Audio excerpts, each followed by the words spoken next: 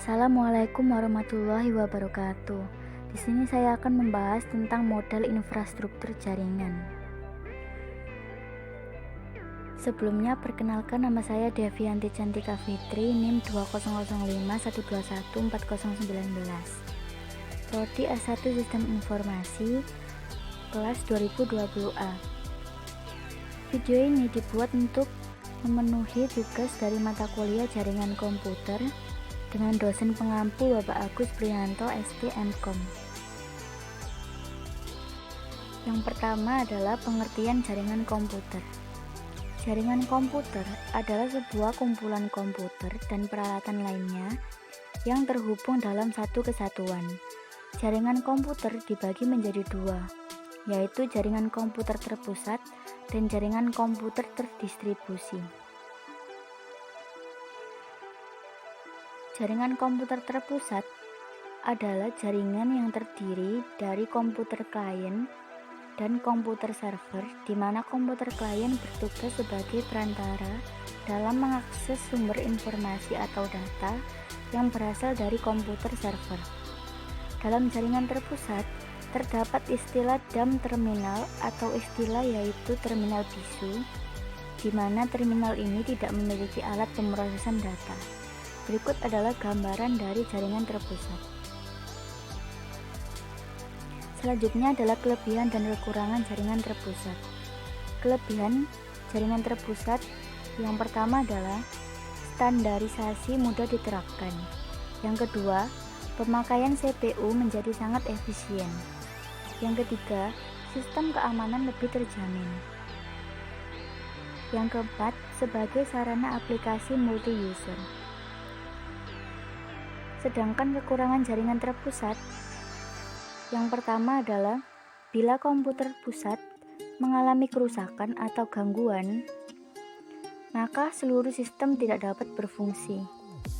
Yang kedua, pelayanan yang kurang fleksibel karena semua peralatan bantu seperti hard disk, printer, dan lain-lainnya disimpan atau dipasang pada tempat yaitu komputer pusat. Yang ketiga, bila kinerja kerja CPU sangat besar, maka untuk kerja sistem akan turun dan melemah. Selanjutnya adalah jaringan terdistribusi. Jaringan terdistribusi merupakan hasil gabungan dari beberapa jaringan terpusat sehingga memungkinkan beberapa komputer server dan klien dapat saling terhubung dan membentuk suatu sistem jaringan. Berikut adalah gambaran dari jaringan terdistribusi. Selanjutnya adalah kelebihan dari jaringan terdistribusi. Yang pertama, mengatasi masalah beban kerja komputer pusat. Yang kedua, biaya komunikasi berkurang karena yang ditransmisikan bukan sekedar data mentah. Yang ketiga, kerusakan pada salah satu komputer lokal berakibat kecil terhadap keseluruhan sistem.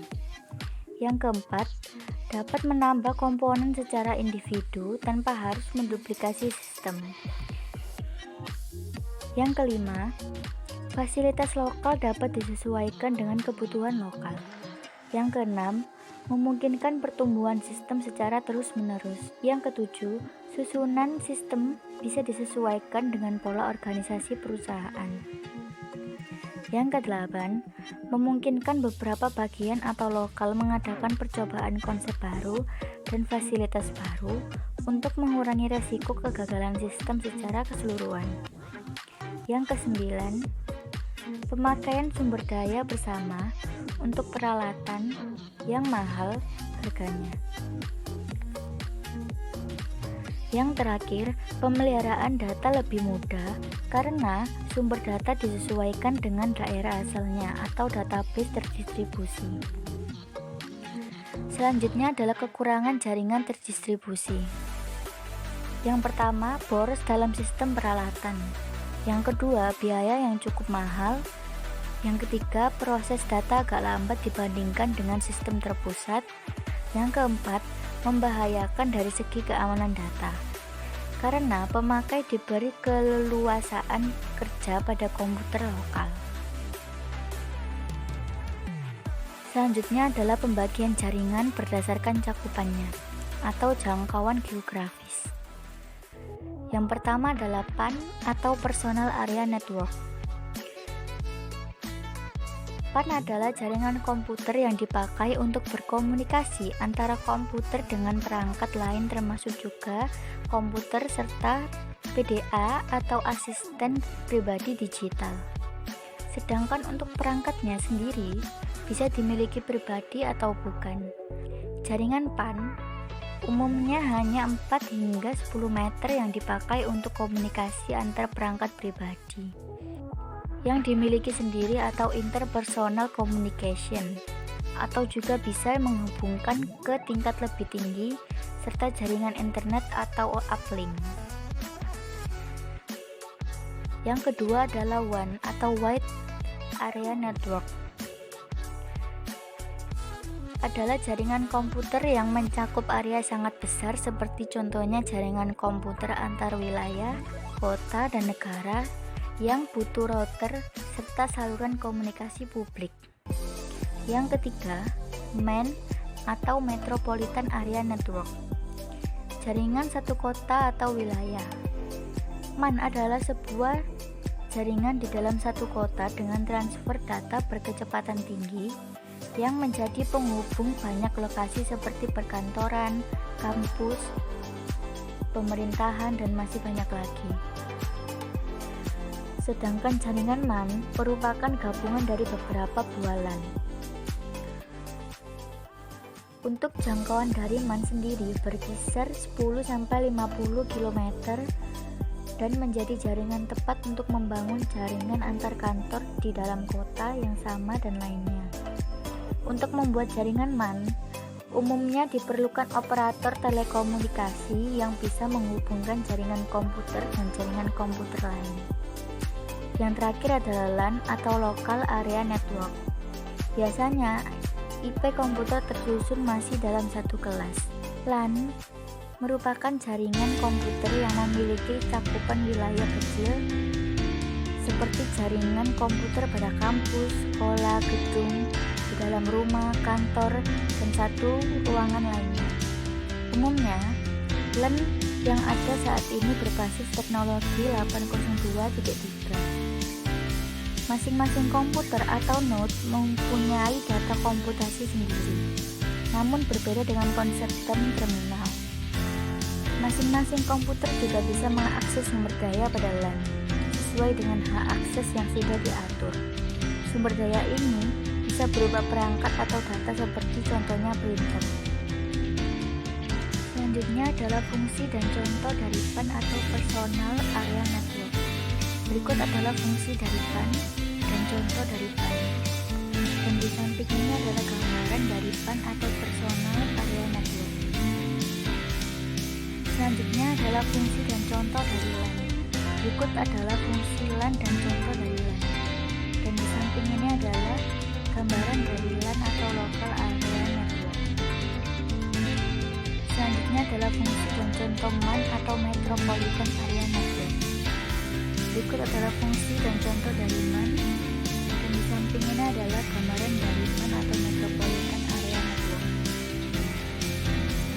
Selanjutnya adalah fungsi dan contoh WAN atau Wide Area Network. Berikut adalah fungsi dan contohnya. Dan sebelah ini adalah gambaran dari WAN atau Wide Area Network. Selanjutnya adalah pembagian jaringan berdasarkan aksesnya. Dibagi menjadi dua, yaitu internet dan intranet. Internet bisa diakses oleh publik. Dan berikut adalah penjelasan dari internet. Beberapa protokol yang telah ada sejauh kehadiran internet adalah www, World Wide Web, Internet Relay Chat, Usenet, Gopher, dan Telnet. Berikut adalah gambaran dari internet. Selanjutnya adalah intranet. Berikut adalah penjelasan intranet. Dan berikut juga adalah gambaran dari intranet. Selanjutnya adalah pembagian jaringan berdasarkan cara membangun. dibagi menjadi dua, yaitu ad hoc dan infrastruktur. Ad hoc adalah sistem peer-to-peer, artinya sebuah komputer dihubungkan dengan sebuah komputer lainnya agar saling mengenal SID atau Server Set Identifier. Sedangkan infrastruktur adalah hubungan antar PC yang menggunakan suatu alat yang bernama access point sebagai media penghubung dalam suatu area tertentu atau coverage. Berikut adalah gambaran dari ad hoc dan infrastruktur. Selanjutnya adalah topologi jaringan. Yang pertama adalah topologi bus. Topologi ini banyak digunakan pada masa penggunaan kabel sepaksi menjamur dengan menggunakan T konektor dengan terminator 5 ohm pada ujung network. Maka komputer atau perangkat jaringan lainnya bisa dengan mudah dihubungkan satu sama lain. Berikut adalah kelebihan dan kekurangan topologi bus. Selanjutnya adalah topologi ring. Topologi ring atau cincin ini adalah topologi jaringan berbentuk rangkaian titik yang masing-masing terhubung ke dua titik lainnya. Sedemikian sehingga membentuk jalur lingkaran yang membentuk cincin. Pada topologi ini, masing-masing titik atau node berfungsi sebagai repeater yang akan memperkuat sinyal di sepanjang sirkulasinya. Berikut adalah kelebihan dan kekurangan topologi ring. Yang selanjutnya adalah topologi star. Topologi ini merupakan bentuk topologi jaringan yang berupa konvergensi dari node tengah ke setiap node atau pengguna. Topologi jaringan bintang termasuk topologi jaringan dengan biaya menengah. Berikut adalah kelebihan topologi star dan kekurangan topologi star. Selanjutnya adalah topologi extended star. Topologi jaringan extended star adalah sebuah topologi jaringan yang sama dengan topologi jaringan star. Akan tetapi, pada topologi jaringan ini memiliki lebih banyak repeater dalam satu node pusat sehingga jangkauan lebih panjang dibandingkan dengan topologi star yang biasanya. Berikut adalah kelebihan dan kelemahan dari topologi extended star. Selanjutnya adalah topologi hierarchical. Topologi ini adalah sebuah topologi jaringan yang mempunyai susunan jaringan yang bisa dibilang hampir sama dengan pohon yang bercabang. Topologi ini juga sebenarnya versi luas dari topologi star. Pada topologi ini, setiap node memiliki tingkat masing-masing. Node yang memiliki tingkat tinggi diletakkan di atas, sedangkan untuk yang memiliki tingkat rendah diletakkan di bawah. Dalam topologi ini, sebuah node bisa mempunyai cabang layaknya pohon yang memiliki cabang yang mempunyai cabang lagi. Berikut adalah kelebihan dan kekurangan dari topologi hierarchical atau topologi hierarki. Selanjutnya adalah topologi mesh. Topologi ini adalah suatu bentuk hubungan antar jaringan di mana setiap perangkat terhubung secara langsung ke perangkat lainnya yang ada di dalam jaringan. Akibatnya, dalam topologi mesh, setiap perangkat dapat berkomunikasi langsung dengan perangkat yang dituju atau dedicated links. Berikut adalah kelebihan topologi mesh dan kekurangan topologi mesh. Selanjutnya adalah pembagian jaringan berdasarkan penggunaan kabel. Dibagi menjadi dua, yaitu jaringan berkabel atau wired network dan jaringan nirkabel atau wireless network. Jaringan berkabel atau wired network. Media transmisi data yang digunakan dalam jaringan ini berupa kabel. Yang kedua adalah jaringan nirkabel wireless network. Dalam jaringan ini diperlukan gelombang elektromagnetik sebagai media transmisi datanya. Selanjutnya adalah jaringan berdasarkan siarannya atau castingnya. Yang pertama adalah unicast atau satu ke satu. Berikut adalah penjelasan dari unicast. Unicast bisa digunakan dalam protokol HTTP, FTP, SMTP, Telnet, DNS, dan lain-lain. Yang kedua adalah multicast atau satu ke grup. Berikut adalah penjelasan dari multicast. Salah satu contohnya adalah streaming video atau audio. Yang ketiga adalah broadcast atau satu ke semua. Berikut adalah penjelasan dari broadcast. Contoh penggunaan broadcast adalah transmisi saluran data pada televisi. Sekian dan terima kasih. Jika ada salah kata dan kekurangan mohon dimaafkan. Assalamualaikum warahmatullahi wabarakatuh.